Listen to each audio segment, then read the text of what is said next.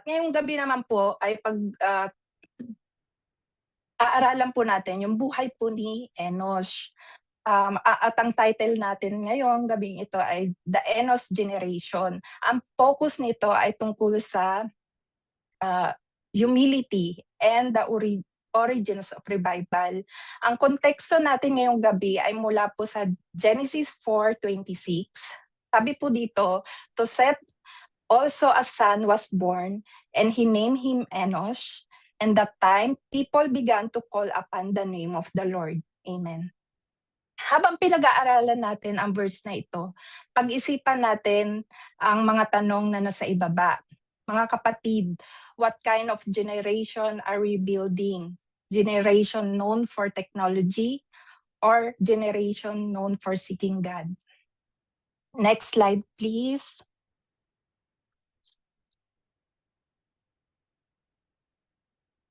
Ayan. Makikita po natin dito yung mga mahalagang pag-uusapan natin tungkol po kay Enos at sa panahon po niya. Sa 2 Timothy 3:16-17 says, all scripture is God-breathed. Ibig sabihin, ang lahat ng kasulatan ay mula sa Diyos. Ibinigay niya to sa atin upang ito'y maging gabay natin sa ating buhay at mamuhay tayo sa kalooban ng Diyos. Ito ang nais ipakita ng Diyos ngayong gabi sa atin. Una, yung discover Enos and history. Aalamin natin kung sino si Enos at ang kanyang panahon. Pangalawa po, interpret the shift. Uunawain natin ang ibig sabihin ng Genesis 4:26 at bakit nagsimulang tumawag ang mga tao sa pangalan ng Panginoon. At ang ikatlo po, apply to today's church. Pag-uusapan natin kung paano natin maisasabuhay ang aral na ito sa ating iglesia at bilang Kristiyano sa panahon ngayon. Kaya hindi lang ito history lesson, this is a leadership lesson at higit sa lahat, revival lesson. Next slide, please. Ngayon naman po, alamin natin ang meaning ng pangalan ni Enos. Mahalaga po ang meaning ng mga pangalan dahil may mensahe ang Diyos sa mga ito. Ang pangalan na Enos ay nangangahulugang weak man, meaning mahinang tao, mortal man, meaning taong may hangganan, may limitasyon, frail humanity, meaning taong marupok. Sabi po dito, unlike Adam, Enos emphasizes human weakness. Sa madaling salita, sa pangalan pa lang niya reminds us humility. Huwag kang magmayabang. Sinusuportahan po ito ng James 4:6, sinasabi, God opposes the proud but gives grace to the humble. Next slide, please. Dito makikita natin ang linya ng mga ninuno ni Jesus. At kasama po dito makikita po natin nandiyan po si si Adam, si Seth, si Enos, si Kenan, si Mahalalel at marami pa po hanggang sa time po ni Jesus Christ. Ipinapakita nito na ang Diyos ang may layunin sa bawat henerasyon. Kaya God interested not only individuals, He works through generations. Ibig sabihin, ang ginagawa ng Diyos sa buhay natin ngayon ay maaaring magbigay ng malaking impact sa susunod na henerasyon.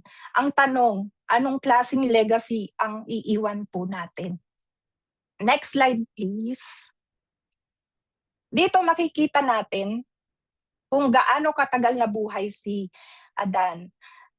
Ayon po sa Genesis 5:5, nabuhay siya ng 930 years. Tagal po, di ba? Sabi po dito, Adam was still alive. History wasn't legend. It was eyewitness testimony. Ibig sabihin, ang mga pangyayari sa creation, sa Garden of Eden, sa pagbagsak ng mga tao mula sa kasalanan at sa kabanalan ng Diyos ay hindi basta kwento lamang po o alamat para kay Enos dahil posibleng nabuhay si Adan kasama ni Enos. So may imagine natin si Enos maaaring nakaupo nakaupo siya habang nagkukwento po si Adan mismo patungkol sa nangyari sa Garden of Eden. Kung naipasa ni Adan kay Enos ang katotohanan tungkol sa ating Panginoon, dapat tayo rin ay tinawag na ibahagi ang katotohanan at katapatan ng Diyos sa iba upang ang susunod na generation natin ay makilala rin ang Panginoon. Next slide, please.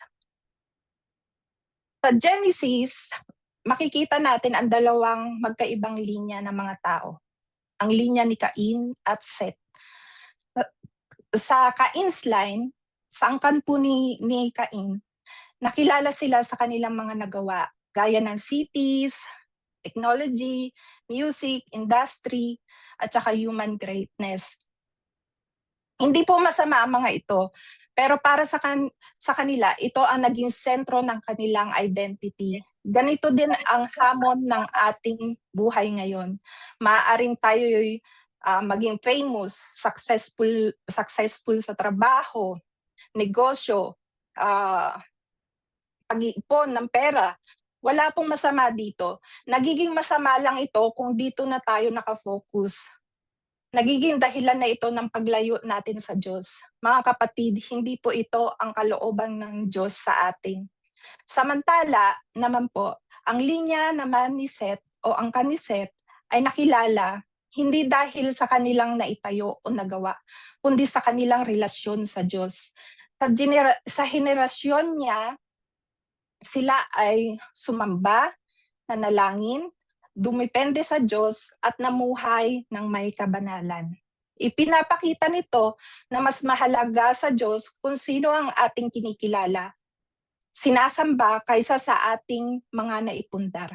Kaya may mga taong mahusay gumawa ng buildings, pero may mga taong mahusay gumawa ng disciples. Next slide, please. Then people began, makikita po natin dito, then people began to call upon the name of the Lord. Mababasa po natin yan sa Genesis 4:26.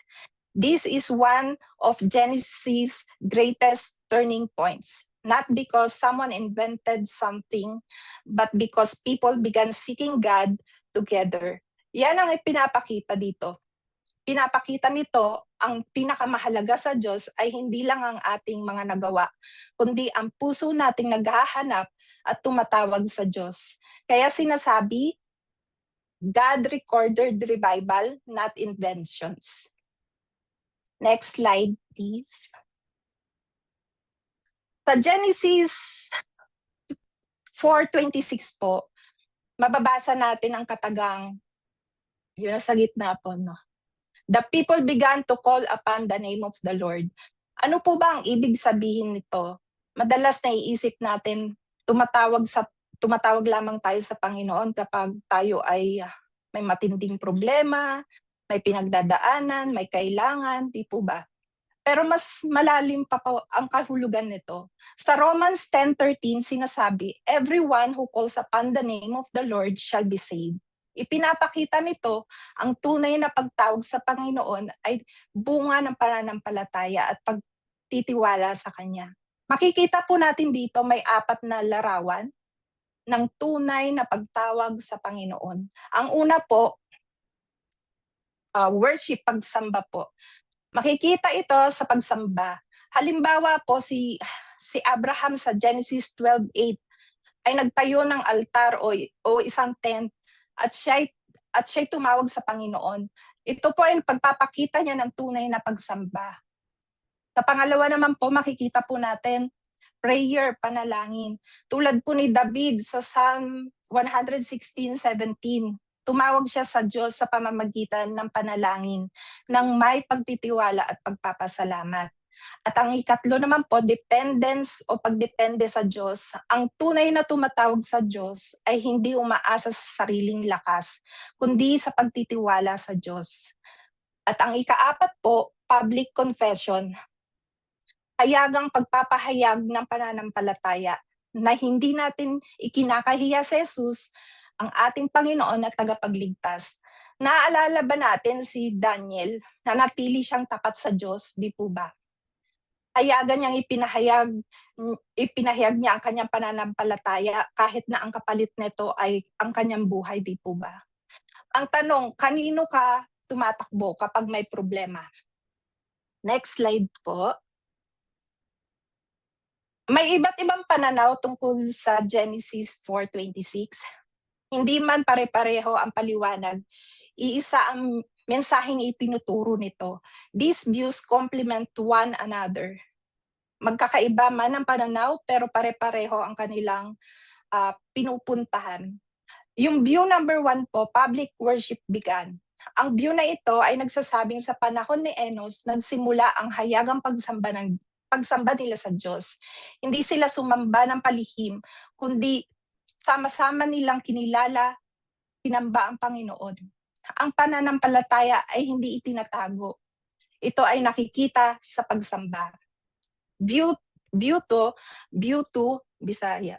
Ang public allegiance declared ay nagsasabing hayagan nilang ipinapahayag na sila ay kabilang sa Diyos. Hindi nila ikinakahiya na ang kanilang pananampalataya. Tinuturo nito na ang tunay na pananampalataya ay may tapang na ipahayag si Kristo. View 3, spiritual revival distinguishes Seth's life. Itong pananaw na ito ay nagsasabing nagkaroon ng spiritual na pagbabago sa linya po, sa angkan po ni Seth. Nagbago ang kanilang puso, kaya pinili nilang mamuhay sa pagsunod sa Diyos. Kaya ang tunay na revival ay nagsisimula sa pusong binago ng Diyos. Magkakaiba man po ang tatlong views na ito, pero iisa ang kanilang mensahe, visible obedience. Ang tunay na revival ay nakikita sa buhay na sumusunod sa Diyos. Revival is not merely emotional excitement. Revival produces visible obedience. Ang tanong ay, ang faith ba natin ay nararamdaman lang o nakikita rin sa paraan ng ating pamumuhay? Next slide, please. May katanungan po dito. Why during Enos generation? O bakit kaya sa panahon ni Enos nagsimulang tumawag ang mga tao sa Panginoon? Because humanity recognized its weakness. Ibig sabihin, kinilala ng tao na hindi nila kayang mamuhay ng hiwalay sa Diyos. Mapapansin natin ang dalawang araw. Ang puting araw na pababa ay sumisimula sa pagpapakumbaba. Ang pagkilala sa ating kahinaan at pangangailangan sa Diyos. Ang pulang araw naman po na pataas ay nagpapakita ng ginawa ng Diyos. Kapag tayo ay nagpapakumbaba, ang Diyos ang nagtataas sa atin at nagbibigay ng bagong buhay o revival. Ito rin ang sinasabi sa James 4:10, humble yourself before the Lord and He will lift you up. Una, ang pagpapakumbaba, saka ang pagtaas ng Diyos. Kaya ang leadership principle ay brokenness precedes usefulness. Bago tayo maging pakipakinabang sa Diyos, kailangan muna nating aminin na kailangan natin ang Panginoon. Ganon din ang taong ginagamit ng Diyos. Habang mas pinagpapala siya, mas lalo siyang nagpapakumbaba. Next slide, please. Dito po makikita natin progress without God. Ano ang ipinapakita ng larawan? Makikita natin may dalawang magkaibang direksyon. Ang puting line o linya pataas, ipinapakita nito na umuunlad ang civilization at technology. Pero ang pulang linya pababa, habang umuunlad sila sa labas, unti-unti namang bumababa ang kanilang character at moralidad. Ganito ang sinasabi sa Genesis 6:5, every inclination of the thoughts of the human heart was only evil continually. Ipinapakita nito na posible palang umunlad ang tao sa technology, pero lumalayo naman ang puso sa Diyos. Parang pamilyar po ba ito sa panahon natin? Napakabilis po ng pag-unlad po, 'di ba, ng technology, pero dumarami rin naman ang kasamaan at paglayo ng tao sa Diyos. Halimbawa po yung yung isang cellphone na lang po. Bawat taon nagbabago po 'to. May iPhone 15, 16 ngayon nasa 17 na po, 'di ba? Nagbabago po yung features, may mabilis na internet connection, pero kung hindi ito ginagamit ng tama, maaari itong maging way sa kasamaan o kaya sa bisyo at iba-iba pang immoralidad. Ipinapakita nito na hindi sapat ang pag-unlad ng technology kung hindi rin umuunlad ang ating karakter at relasyon sa Diyos. Next slide, please. God always preserves a remnant. Sa madaling salita, laging may iniiwang tapat ang Diyos sa bawat generation. Sinasabi sa Romans 11:5, there is a remnant by grace. Makikita natin sa larawan, ang parang kulay abong tuldok ay kumakatawan po sa nakakaraming tao. Pero ang pulang tuldok naman po na nasa gitna, kumakatawan sa remnant, ang mga maliliit na grupo na nanatiling tapat sa Diyos. Makikita natin ito sa iba't ibang generation. Kabilang po dito si Noah.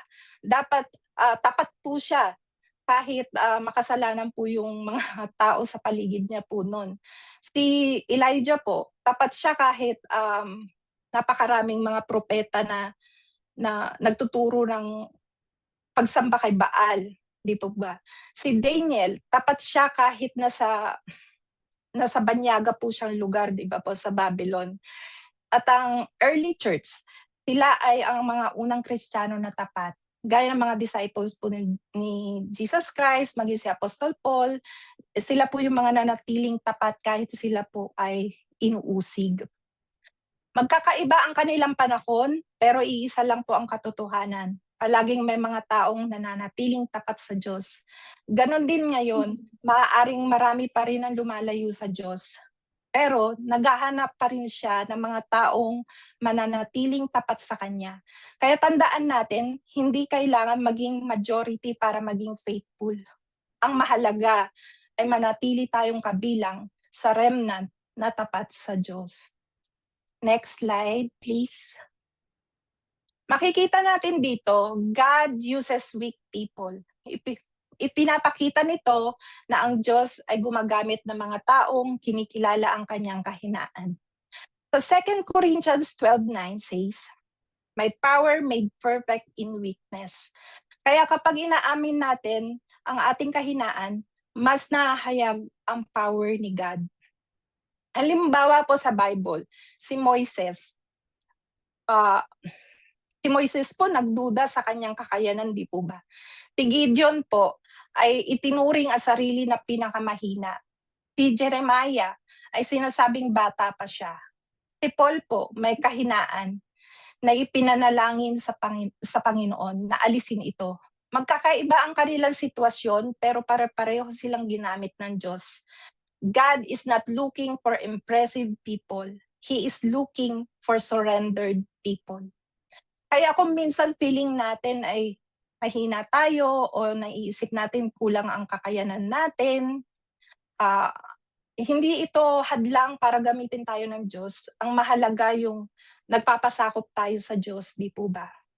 Next slide, please. Tingnan natin kung bakit mahalaga ang corporate worship. The importance of corporate worship. Sa unang larawan, makikita natin ang magkakahiwalay na mga dots. Ganito rin ang isang mananampalatayang walang fellowship. Kapag nag-iisa tayo, mas madali tayong manghina, matukso, gumawa po ng mali, at mawalan ng lakas dahil wala tayong mga kapatiran na pagsasabihan o kaya nagpapalakas sa atin o nagpapaalala ng salita ng Diyos.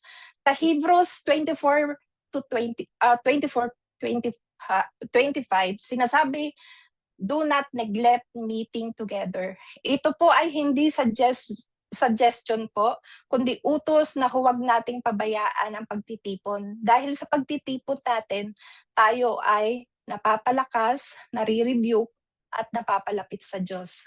Halimbawa po, naalala niyo po ba yung preaching po ni dati ni Pastor Brian? 'Di ba about po dun sa walis tingting, kung naalala niyo po. Sabi niya, yung walis tingting kapag nag-iisa lang, madali po itong maputol, 'di po ba?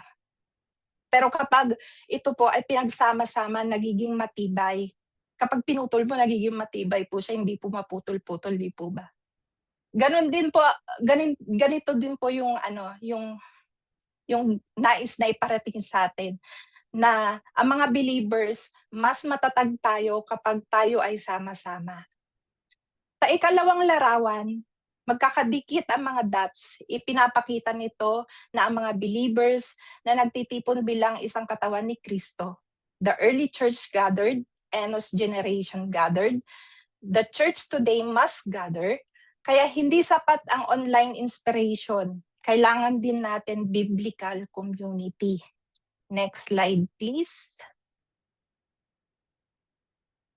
Sinasabi po sa Matthew 10:32, whoever acknowledges me before others. Ipinapakita ni Jesus na ang tunay na pananampalataya ay hindi natatakot o nahihiyang kilalanin siya sa harap ng ibang tao. Ang faith ay hindi lang nasa puso, kundi nakikita rin sa ating buhay. Kaya ang public faith ay hayagang pamumuhay para kay Kristo. Hindi lang natin siya pinaniniwalaan ng ating puso, kundi ipinapakita natin ito sa ating buhay. Christianity is never designed to be secret, at hindi tayo undercover Christians.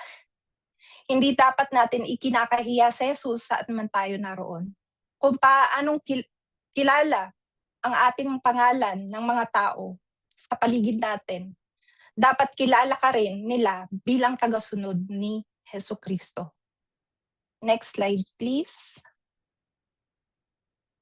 Dito po makikita natin ang paghahambing kay Enos at kay Jesus Christ. Si Enos, sa Psalm 8:4, mababasa natin, what is man? Ang pangalang Enos ay paalala na ang tao ay marupok at mahina. Pero sa pangalawa naman, si Jesus, sa Philippians 2:7-8, he humbled himself. Jesus demonstrates perfect humility. He became fully human to redeem humanity. Ipinapaalala ni Enos ang ating kahinaan bilang tao. Ngunit ipinapakita ni Jesus ang solusyon sa ating kahinaan. Hindi niya tayo iniwan. Siya mismo ang dumating upang tayo po ay iligtas. Kaya tandaan natin, ang ating kahinaan ang nagtuturo sa atin na higit natin kailangan si Jesus. Next slide, please. Meron po tayong 5 leadership lessons. Ano ang 5 leadership lessons na matututunan natin sa buhay po ni Enos? Makikita natin dito na ang leadership ay parang hagdan. Ipinapakita nito ang tunay na leadership ay may tamang pundasyon na unti-unting lumalago. Yung una po, humility precedes greatness. Ang unang akbang ay pagpapakumbaba. Bago gamitin ng Diyos ang isang tao, tinuturuan niya itong magpakumbaba. Prayer precedes revival. Kapag natututo tayong mag-pray, dito nagsisimulang baguhin ng Diyos ang ating puso.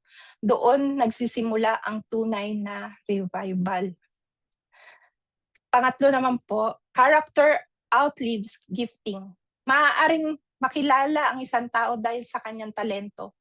Ngunit maaalala siya dahil sa kanyang karakter. Mas mahalaga ang kung sino tayo kaysa kung ano ang ating ginagawa. Public worship builds healthy churches. Kapag ang mga mananampalataya ay sama-samang sumasamba, lumalakas ang isang simbahan, ang isang iglesia, at lumalago ang church sa pagkakaisa at pagsamba. Legacy is greater than popularity. Sa Proverbs 22:1, a good name is rather to be chosen.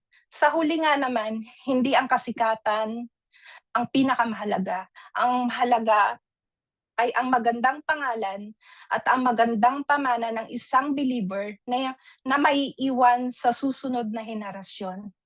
Ang tunay na leader ay hindi nakikilala sa kasikatan, kundi sa buhay na iiwan niyang tapat sa Diyos. Next slide, please. So bago po tayo magtapos sa buong pag-aaral natin kay Enos, suriin muna natin ang kahalagahan ng ating puso. Sa talata ng Jeremiah 29:13 sinasabi, "You will seek me and find me." Napakalinaw ang promise ng Diyos. Matatagpuan natin siya kapag hinanap natin siya ng buong puso. Hindi lang kapag may problema, kundi araw-araw. Kahit tanungin natin ang ating sarili, do I truly seek God daily? Hinahanap ba natin ang Diyos sa panalangin, sa pagbabasa ng kanyang salita, o mas marami pa tayong oras sa ibang bagay kaysa sa Kanya? Does my family see me pray? Hope nakikita ng pamilya po natin ang pagiging Kristiyano natin. Hindi lang sa simbahan, kundi sa loob rin po dapat ng ating tahanan. Am I building God's kingdom? Ang oras, talento, at lakas ba natin ay ginagamit sa kaharian ng Diyos? O sa sariling pangarap lang? Sariling pangarap lang po ba natin? Kaya hindi sapat ang pagiging busy sa ministry kung walang intimacy kay God. Para sa ating group discussion, may 4 tayong tanong na maaari nating pagpilian. Una, next slide please, hindi ko pala sorry. Ayan. Yan, makikita po natin para po sa group discussion po natin yung una. Why is Enos almost forgotten today? Pangalawa po, why does revival usually begin with humility? Pangatlo po, can a technologically advanced society still become spiritually bankrupt? Pang-apat, what lesson can Filipino churches learn from Enos? Next slide, please. Ayan po, bago tayo magtapos, balikan natin ang 3 mahalagang aral sa buhay po ni Enos. Civilization become famous because of what they build. God's people become unforgettable because of whom they worship. Mas mahalaga kung sino ang ating sinasamba kaysa sa anumang ating naipundar. Di po ba? Revival begins where self-confidence ends. Kapag natapos ang pagtitiwala natin sa sarili, doon nagsisimula ang tunay na pagkilos ng Diyos. The strongest Christian is the one who knows he is weakest without Christ. Sinasabi ng mundo, magtiwala ka sa sarili mo. Pero tinuturo ng Bible na ang tunay na lakas ay nagsisimula kapag kinikilala natin na wala tayong magagawa kundi kay Jesus lamang ang buhay natin. Kaya sinasabi sa Isaiah 40:29, He gives strength to the weary. Next slide, please. Ayan, para po sa ating application, what will history say about our generation? Lahat ng henerasyon ay may iniiwang marka. Ang tanong, ano ang maiiwan ng ating generation? Will be remembered for AI, technology, wealth, influence, or will people say, at that time they began to call upon the Lord, the name of the Lord, Genesis 4:26. Ano ang naipamana nating pananampalataya sa susunod na henerasyon? May our generation be remembered for making our lives completely centered on His name. Hanggang dito na lamang po. Salamat po sa Panginoon. Salamat po sa buhay po ni Bishop, ni Pastora Jessa, ni Core Leader Romar, at po sa lahat po sa atin ngayon na nandito na naglaat po ng oras ngayong gabi. Pagpalain po tayong lahat. Maraming salamat po, sa Diyos po lahat ang kapurihan at kaluwalhatian. Magandang gabi po.